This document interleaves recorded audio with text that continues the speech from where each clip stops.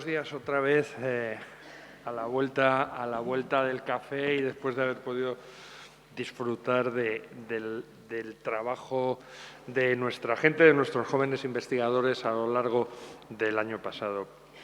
Mirad, yo creo que en las instituciones hay dos cosas que les hacen grandes. Uno, el respeto por la tradición.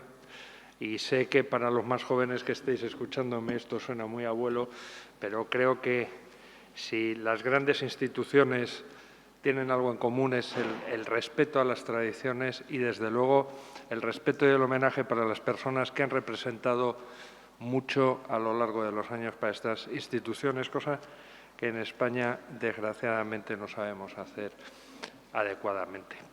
Y bueno, y por eso estamos aquí. Yo creo que todos conocemos perfectamente a Ricardo. Hablar de Ricardo sería hablar del último mohicano de Cruz Roja. Si las cuentas no me fallan, eres el último de los jefes de servicio, ¿no? Tomás, de bioquímica también hizo la residencia. También. Pero es más jovencito que yo. Es más joven. Y entonces estamos hablando de una trayectoria prolongada en el tiempo de un servicio de otorrino, que como tantos servicios en este hospital han sido y son grandes, pero se construyeron a pesar de que mucha gente no creía en nosotros y tuvimos que demostrar muchas cosas. Y a nivel de investigación, pues tendríamos que retrotraernos a los tiempos del Palomar, ¿no? Aquel de Cruz Roja, allí en la torre de Reina Victoria, en algo que, claro, a prácticamente la totalidad de vosotros os suena chino, pero cuando paséis por allí, por Reina Victoria, veis en el tercer edificio, el edificio más antiguo, una torre muy grande que siempre tiene ahí una Cruz Roja colgada.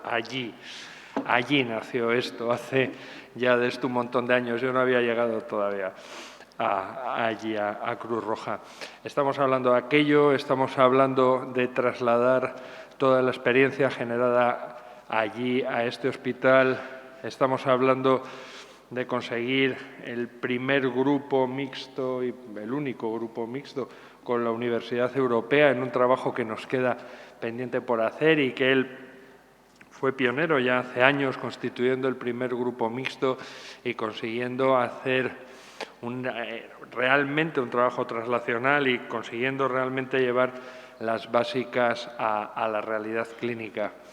Y estamos hablando de un trabajo importantísimo que probablemente visto desde fuera no se considera tanto, pero que cuando estás dentro de la estructura de la organización es de muchísimo valor. Su trabajo a lo largo de estos años, primero en el CEIC y luego con la modificación del CEIC al CEIM, conseguir acreditar el CEIM, conseguir tenerle perfectamente organizado y regulado con todos los penetes en sus sitios, fue un trabajo absolutamente ímprobo que sabemos que te llevó muchos meses y que probablemente ahora mismo, junto con ese grupo mixto, es su gran legado habernos legado un CEIM que es absolutamente referencia y que tú y yo sabemos que algún amigo común que dirige también algún CEIM ha cogido el ejemplo y ha cogido toda la organización que tú has desarrollado para desarrollar el CEIM de su hospital. Estamos hablando de muchísimos años de trabajo, de muchísimos años de compañerismo, de un trabajo difícil, ¿no?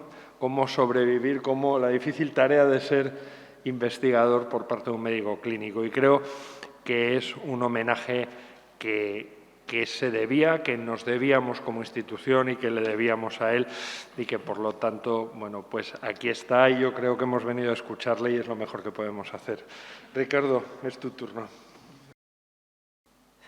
Muchas gracias, José Ra, por la presentación. La verdad que es una satisfacción el que me hayáis invitado y agradezco a la Dirección Médica, a la Dirección Gerencia, a la Fundación y especialmente a ti como director científico esta invitación a participar en estos congresos que son muy importantes para promocionar un poco la investigación y ser referentes. Pues dentro de Madrid yo creo que somos los únicos hospitales de nuestro rango, más o menos, que tienen de verdad una investigación no solo clínica, sino básica y translacional, ¿no? Yo quería titular esto la difícil tarea de ser un médico investigador. Es difícil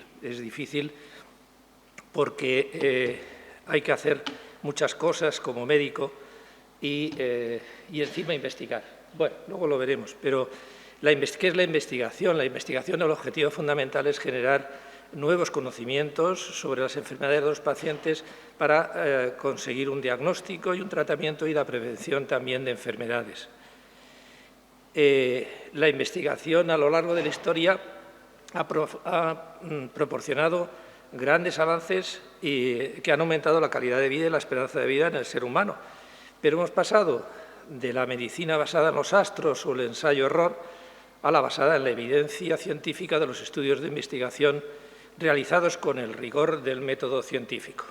El método científico, aunque siempre, bueno, desde la historia se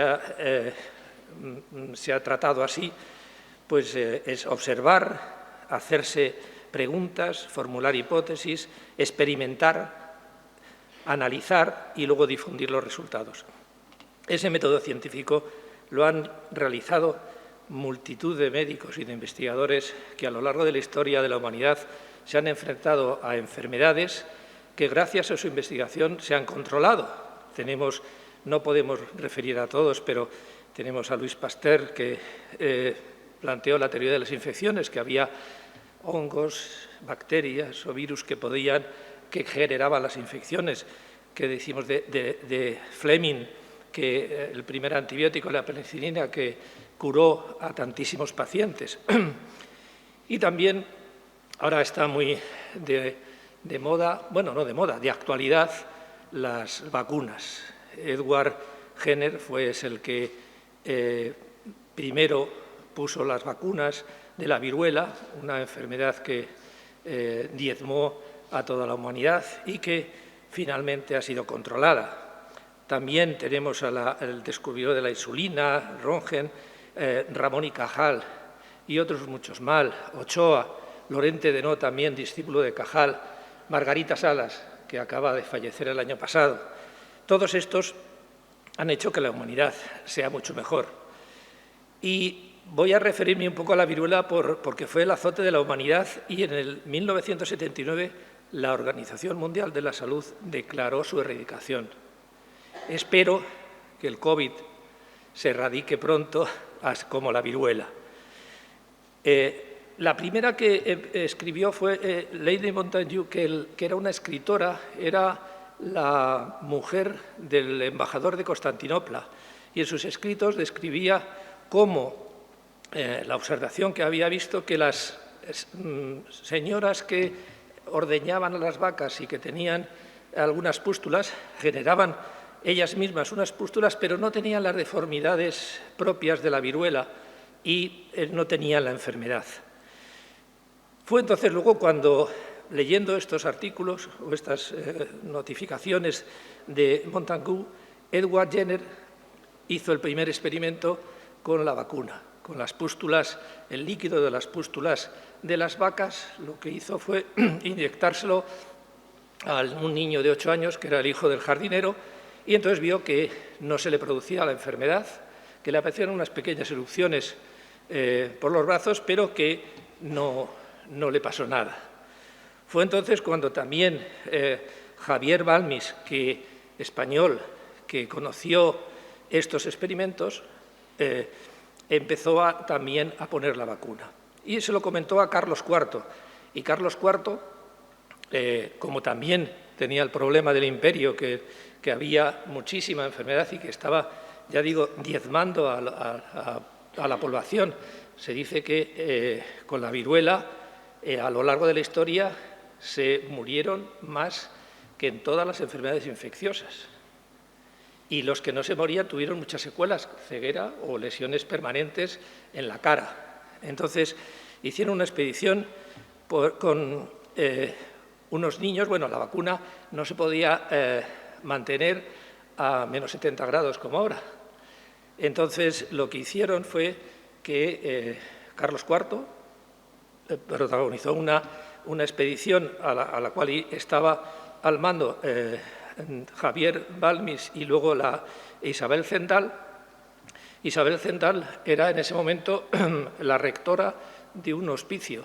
Entonces se llevaron a su hijo Benito, más luego 22 compañeros del hospicio, y lo que hacían era el inocularle las pústulas, el líquido de las pústulas de las vacas, y entonces iban manteniendo activo el virus hasta que lo distribuyeron por todo el mundo. Y con eso pues conseguimos llegar a erradicarla. Pero ¿cómo se enfrenta actualmente el médico a la investigación? El médico, por estatutos, lo que tiene una función asistencial, atiende a los pacientes, formación, tiene que formarse él mismo, formación propia continuada, también adiestramiento a los estudiantes de medicina y luego educación para la salud de los ciudadanos. También, en teoría, tenía que investigar para el progreso, innovación, con el fin de lograr una mejora de la salud y la esperanza de vida. Y luego también una labor administrativa y de gestión, una adecuación de los recursos materiales y financieros a la actividad que tenemos en la clínica. Es una tarea imposible sin recursos y sin la colaboración de todos los compañeros que trabajan en un centro o en un hospital.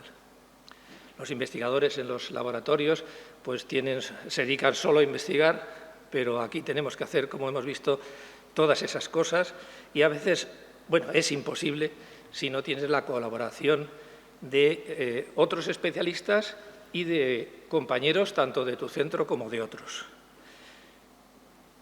Necesitamos, aquí ya lo veremos, necesitamos biólogos, técnicos, metodólogos para poder plantear los trabajos que hacemos y luego trabajar todos juntos, como decía anteriormente. Aquí, la verdad es que tenemos un hospital, como decía antes, que es pionero dentro de nuestro grupo. Tenemos la fundación, en la cual tenemos una infraestructura importante. Pero, ¿qué pasa con la financiación? La financiación, efectivamente, solo se consigue de momento con aquellos estudios, fees, becas que tenemos y son lo que lo mantienen.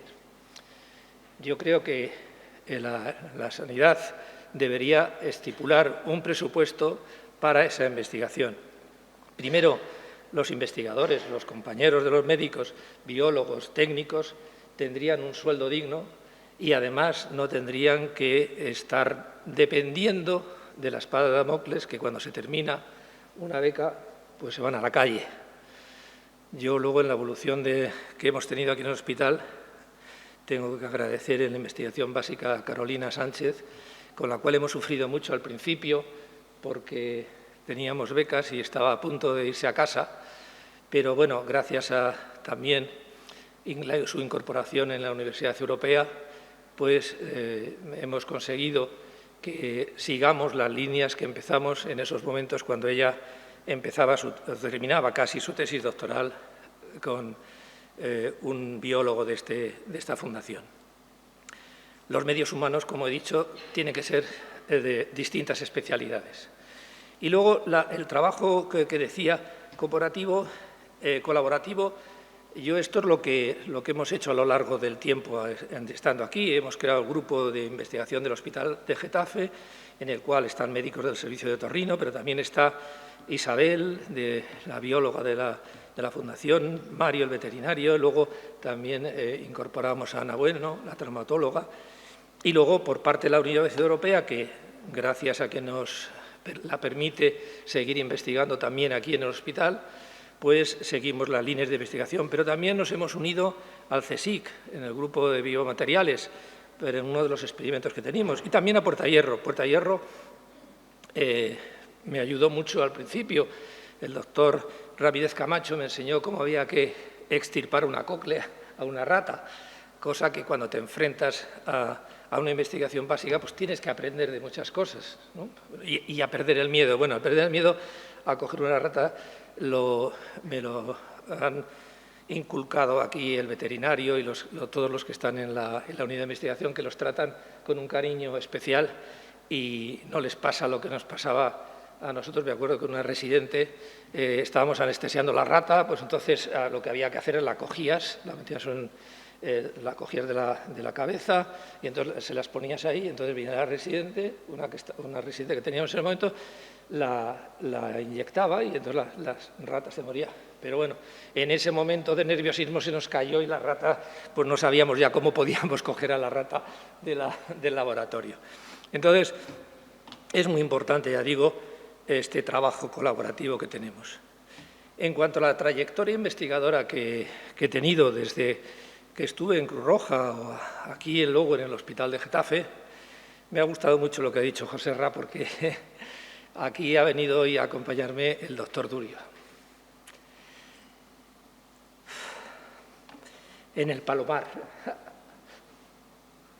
ahí estábamos haciendo disección del temporal con Costa, que era un cirujano pediátrico, que tenía ahí unos ratones, no sé cómo los tendría, porque no había veterinario ni había nada. Entonces, bueno, ahí empezamos un poco el interés de la investigación y luego él ha conseguido, pues con esas horas que se tiraba ahí fresando el temporal, pues llegar a hacer la neurotología, que estamos en la punta de lo que se hace aquí en Madrid, pues igual que puede hacer La Paz o Gregorio Marañón. Hace neurotología, cirugía del neuronema del acústico con los neurocirujanos y, bueno, yo creo que pocos hospitales de nuestro entorno y de nuestro tamaño lo hacen. Y luego vinimos aquí al Hospital de Getafe. Bueno, creamos ese grupo aquí del hospital en el cual me centré en la investigación clínica de presbiacusia, de vértigo y alteraciones del equilibrio y luego en la investigación básica con la experiencia de Carolina, que es experta en cultivos celulares, en diversas técnicas de biología molecular y con los animales de laboratorio de la Fundación, pues sí hemos ido desarrollando unas líneas de investigación que, bueno, han ido dando sus frutos poco a poco. Bueno, el último ha sido la tesis doctoral del doctor Riestra, que la presentamos en la Universidad Europea el viernes pasado, con sobresaliente cum laude, y que es fruto de estas líneas de investigación que tenemos. Entonces, las líneas de investigación eran enfermedad del oído, presbiacusia, luego hemos estado haciendo estudios o líneas de investigación en nanomedicina, con las nanopartículas, en esa colaboración que que implantamos con el CSIC, que también nos ayudó Rafael Ramírez Camacho, porque era amigo de Julio San Román, que es el director de la zona de biomateriales. Y entonces ya pues empezamos a trabajar con ellos y estudiamos con nanomedicina muchas de las enfermedades de cabeza y cuello, de oncología. También estudiamos inmunoterapia.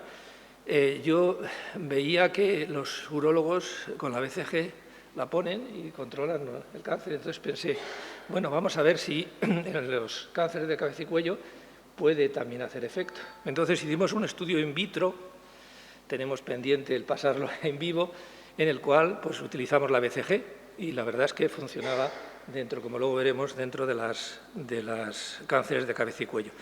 Y luego, aunque no tiene, bueno, tiene relación, pero no totalmente, es la osteogénesis imperfecta. Yo, primero, cuando creé el servicio de otorrino, creía que la investigación de otorrino, creo que un servicio hospitalario tiene que tener una investigación básica. Es importantísimo y de carácter translacional, lógicamente, aquello que luego vamos a hacer en la clínica. Y yo creía que somos hospital de referencia de osteogénesis imperfecta. Había que investigar también desde el punto de vista básico. Y entonces, bueno, convencimos a la doctora Ana Bueno, que también la incorporamos en el grupo, y estamos ahora en esa línea de investigación haciendo algunas cosas muy interesantes. En Cruz Roja, bueno, siempre me gustó la innovación. Entonces, la exploración del vértigo, las alteraciones del equilibrio, bueno, aquí el equilibrio, para explorarlo, hay que ver los ojos, el nistagmus, el movimiento de los ojos, que es el espejo del sistema vestibular. Entonces, Baranilla inventó en su momento un sillón, que como ven, lo que hacemos es que giramos y los conductos semicirculares, el horizontal, pues se mueven y los receptores, al pararse el sillón, provocan, por el desplazamiento de los receptores de equilibrio, generan un movimiento ocular, un nistagmo. Y entonces, si giramos el sillón a un lado y lo giramos a otro y vemos cómo el ojo se mueve. Si se mueve lo mismo en un lado que otro, es que está normal. Si en uno no se mueve, pues es que tiene algún déficit. Eso, lógicamente, es un poco lo primero que inventó Bárani, pero había que tener la electronistagmografía. ¿Cómo lo cuantificamos? Esto fue difícil en su momento, en 1977.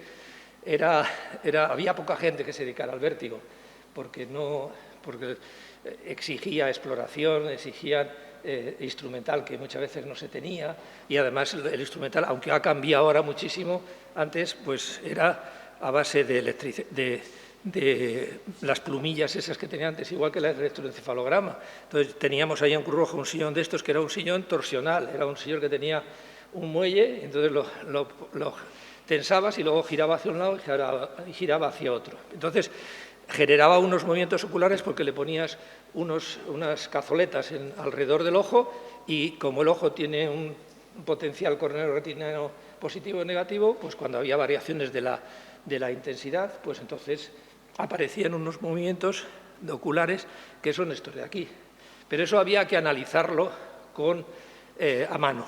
Tenías que coger la regla, mirar cómo estaba, con las dificultades que eso tenía. Entonces yo pensé que eso, lo ideal sería el que esto se hiciera automáticamente. En ese momento no había, fui a rotar a La Paz, yo soy de la primera promoción de residentes, de la primera convocatoria de residentes del programa de MIR. Y entonces pues me fui un mes a rotar con César Gavilán, que le gustaba mucho esto de la informática. Entonces intenté hacer que esto se convirtiera en digital.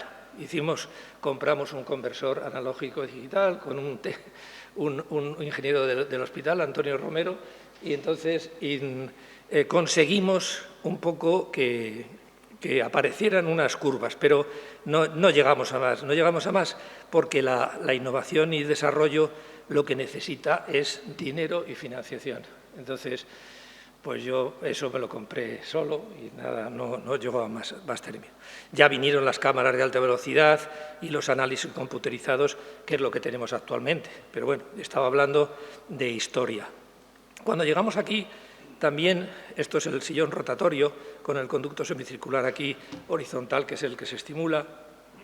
Lo que hicimos fue, teníamos un sillón que era también con un muelle que no hacía lo que considerábamos que tenía que hacer. Entonces, pues también con un amigo ingeniero que se jubiló, entonces le dije, mira, podíamos hacer esto. Pues a los 2 días ya estábamos diseñando un sillón robusto que lo que hacía era movimientos sinusoidales y también movimientos trapezoidales. Es decir, lo que hacía es que giraba muy fuerte, como hacía Bárani al principio, giraba muy fuerte, paraba, y entonces podías analizar qué es lo que pasaba en la parada de un lado y en la parada de otro, y eso te daba un número, y ese número pues era muy importante. Entonces, esto lo tuvimos funcionando aquí durante tiempo, pero luego, claro, desgraciadamente, Modesto vino una enfermedad, falleció, y ya como tampoco teníamos financiación, pues seguimos luego la dirección nos ha comprado cosas más bonitas y más interesantes ahora, porque todo va evolucionando. Incluso con Modesto también hicimos una cosa que ahora ya hay algún aparato que mide. Ya sabéis que el equilibrio se mantiene por los conductos semicirculares, que son las aceleraciones angulares y las aceleraciones lineales, las de desplazarme hacia arriba, hacia abajo, hacia un lado y hacia otro. Entonces, no había ninguna prueba. Solo experimentalmente había esta prueba, que es una rotación excéntrica, que lo que hace es que por efecto de la gravedad, cuando esa fuerza de la gravedad que hace salir excéntricamente, pues genera una sensación, un vector que hace que tú notes una línea que tienes de frente, la notes desplazada hacia un lado y hacia otro. Entonces, bueno, hicimos este aparato, que era una silla que giraba a grande velocidad y generaba eso. Es cierto que esto también se nos quedó un poco por el problema de Modesto, se nos quedó, esto tenía un joystick que tú lo movías, entonces si yo percibía que estaba desplazado hacia la izquierda es que tenía un déficit de este lado. Y esto, bueno, nos funcionó durante un tiempo, pero no conseguimos llegar a término. Fue en Cruz Roja donde tuvimos la primera beca de FIS, que era para un estudio prospectivo del anciano en análisis y tipificación topolacional, que nos concedieron en el 91, y a tal efecto conseguimos este posturógrafo. Este posturógrafo fue de los primeros que vino aquí a España. Lo tenía nada más que Antolí Candela en su clínica privada y nosotros, yo creo, aquí. Y este ha estado funcionando y sigue funcionando. Bueno, ahora uno nuevo, porque se rompió este ya, pero que ha seguido funcionando y seguimos haciendo análisis postural y rehabilitación y bueno, ya hace tiempo somos referencia de rehabilitación vestibular de la Comunidad de Madrid. Entonces, bueno, pues esto nos dio la financiación. Esta financiación nos empezó a dar algún pasito para poder hacer algo más. Luego aquí, bueno, ya digo, le trajimos aquí y aquí pues también hicimos estudios y estamos tratando a pacientes no solo nuestros, sino de otros hospitales. Luego, la otra de las líneas era la presbiacusia. Hicimos una investigación, montamos la investigación básica sobre presbiacusia en un modelo animal. Ahí Carolina y yo en ese momento estábamos haciéndolo, bueno, ella incluso hacía los potenciales que al principio tardaba la pobre una mañana de hacer los potenciales, porque claro, estos potenciales en una rata pues se tardaban más. Entonces compramos este aparato, hicimos unas pruebas y vimos que tanto la audición variaba con la edad y también variaba la audición cuando les administramos polifenoles. Hicimos también con polifenoles y también otro trabajo con el extracto de la ginkgo biloba, que es un buen antioxidante. Entonces también comprobamos que tanto la audición como los parámetros bioquímicos se habían mejorado, ¿no? Luego también, no solo digamos, la audición, como decía en ese momento, lo que hacíamos es que extraíamos la cóclea y veíamos que el estrés oxidativo, la apoptosis o muerte celular programada en el oído interno, yo extraía las cócleas y entonces luego Carolina hacía los análisis bioquímicos, estudiaba la apoptosis, estudiaba la caspasa-3, que es el marcador precoz de apoptosis, y veíamos que los polifenoles disminuían el estrés oxidativo, aumentaban las defensas antioxidantes y también bajaban la apoptosis del oído interno. Luego, en esto pues tuvimos otros 2 FIS, hemos publicado varias cosas y se ha presentado una tesis en este año 2021. La doctora Esperanza Cuadrado, del Servicio de Bioquímica, presentó una tesis sobre esta prevención con los polifenoles. En cuanto a los estudios clínicos con vértigos y alteraciones del equilibrio, se han hecho estudios clínicos, ya digo, siempre gracias, hablaba antes de Carolina, pues en la clínica también, si tienes que gestionar el servicio, operar, pasar consulta y encima atender la llamada de la doctora Fernández Lobato para que te diga que la lista de espera tiene que disminuir, pues no te da tiempo, pero bueno, un equipo es aquel que trabajan todos juntos y aquí me ha ayudado mucho mis compañeros del servicio de Torrino, en especial el doctor Martín Sanz, que es el que vino aquí y con mucho ímpetu, y la unidad de vértigo ha crecido mucho gracias a su trabajo y a su esfuerzo y el de todos los del servicio, ¿no? También tenemos en este caso compensación vestibular de algunos tratamientos que hemos estudiado y tenemos en marcha 2 tesis que todavía no se han presentado. Luego abrimos la línea de la nanomedicina. La nanomedicina lo que hace es que nos permite que partículas de tamaño de 80 a 12 micras se puedan meter en la célula y que puedan actuar en la misma y también vehiculizar los medicamentos, porque muchos de ellos no son liposolubles y entonces hay que encapsularlos dentro de esta molécula para que pase la última, como decía antes, la tesis doctoral del doctor Riestra, es, digamos, empaquetar en esa nanopartícula el alfa-TOS, que es un mitocán, es decir, es una sustancia que actúa sobre la mitocondria y introducirse dentro de la célula para hacer su efecto, ¿no? Aquí vemos que lo primero que hicimos que vimos si se internalizaban las partículas, y aquí vemos cómo las nanopartículas están dentro de las células. Y luego pues vimos cómo estas nanopartículas pues iban cargadas con el alfa-TOS, este mitocano o sustancia que actúa sobre la mitocondria, presentaba propiedades antitumorales y antiangiogénicas in vitro. Primero empezamos in vitro y luego pasamos a in vivo, que es lo que ha hecho el doctor Riestra, que además puso en marcha el modelo animal de animal desnudo y le introducíamos las células FADU, que eran unas células que compramos en su momento y que se introducen para generar un tumor, y luego le hacíamos el tratamiento con la nanopartícula y el alfa-TOS. Y veíamos que disminuía, por ejemplo, en el control, una vez que le había inoculado unos días que se le había inoculado y había crecido el tumor, desaparecía casi la tumoración. Y bueno, en los análisis bioquímicos disminuía la proliferación celular, la infiltración, los vasos, la angiogénesis, y aumentaba también los sistemas del ROS, ¿no? Aquí en las nanopartículas pues también hemos estado financiados con un ciber del CSIC también, en el cual estamos conjuntos, y por la Universidad Europea.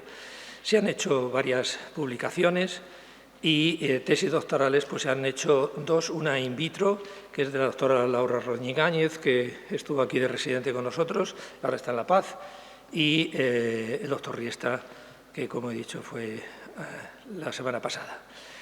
También hicimos un estudio de inmunoterapia, lo que comentaba antes, con la BCG, y aquí pues también lo que hicimos fue utilizar el bacilo de Cadmelgerin, el de la BCG, en un modelo in vitro de 3D, el matrigel que hace que emula un poco, digamos, el cuerpo humano, ¿no? Bueno, no es plano, las células no están en plano, sino son tridimensionales.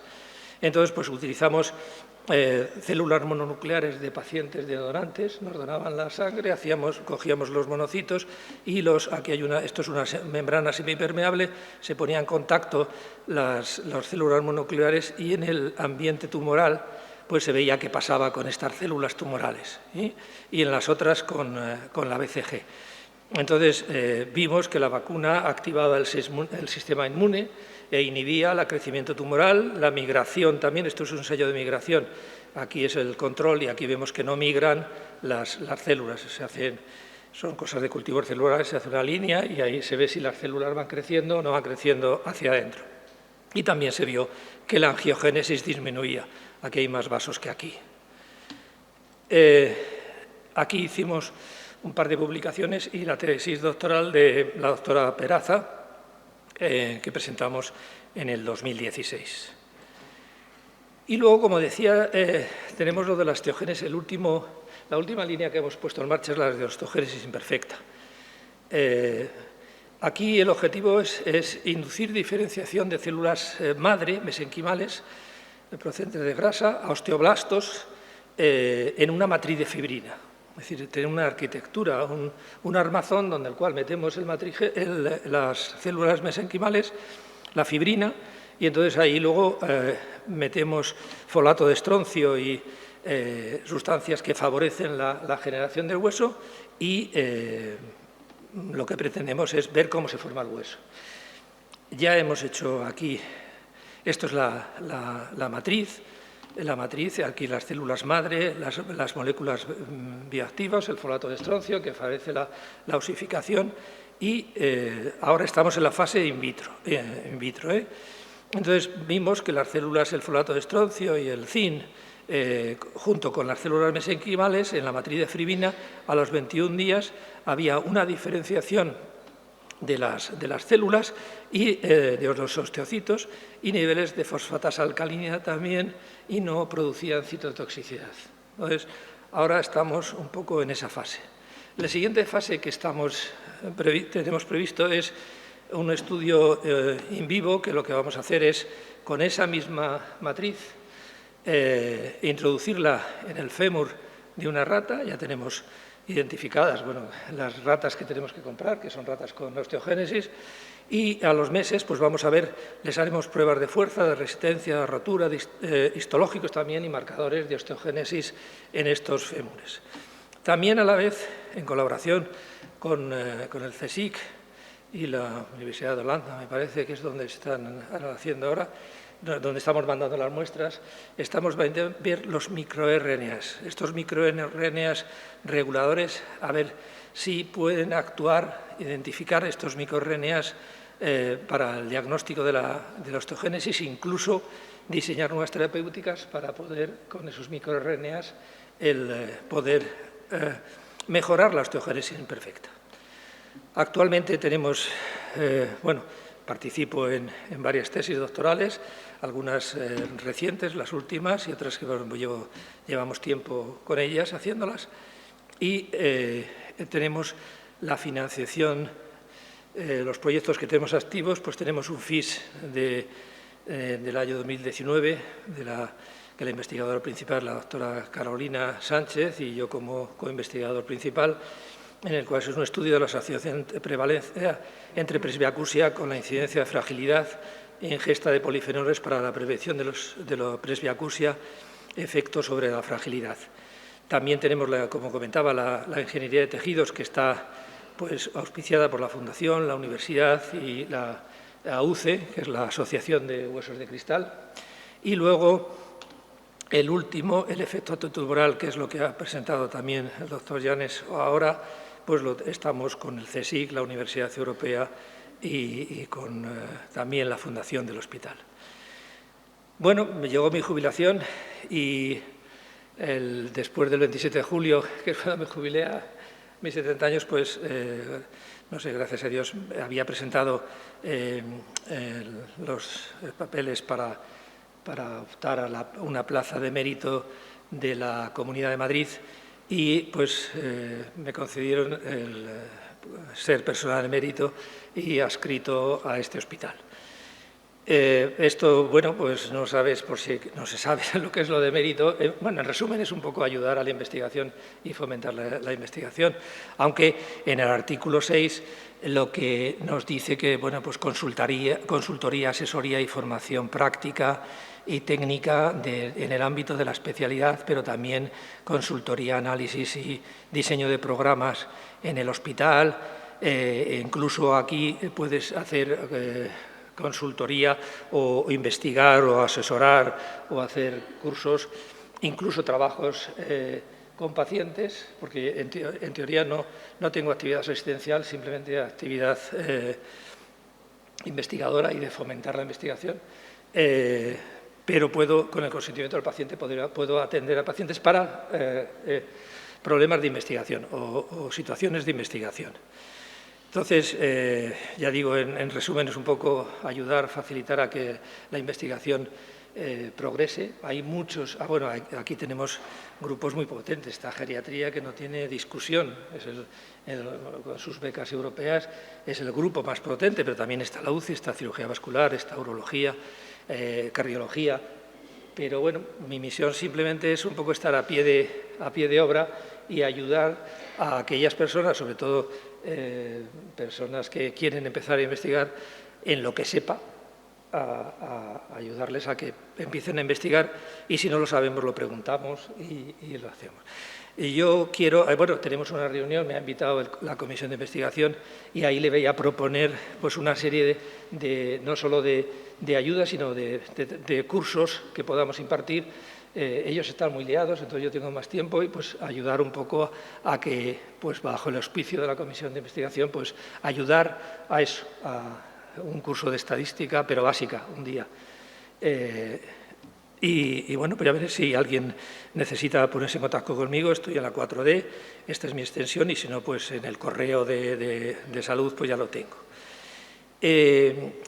Eso que decía a pie de obra, lo que quiero hacer es un grupo, el que se quiera unir, pero ese grupo no de WhatsApp, sino de Teams, para que podamos preguntarnos entre nosotros, oye, ¿cómo se hace eso? ¿Cómo se presenta en el CEIM un trabajo que quiero hacer? ¿Lo tengo que presentar o no? O alguien, mira, quiero hacer una tesis, vamos a hacer. Entonces, quiero formar un grupo. Y siempre he hablado de grupos, es decir, he hablado de grupos en mi servicio, que me han ayudado en grupos con la Fundación, porque nadie sabe más, como dice ahí, que todos juntos. Muchas gracias por invitarme y, bueno.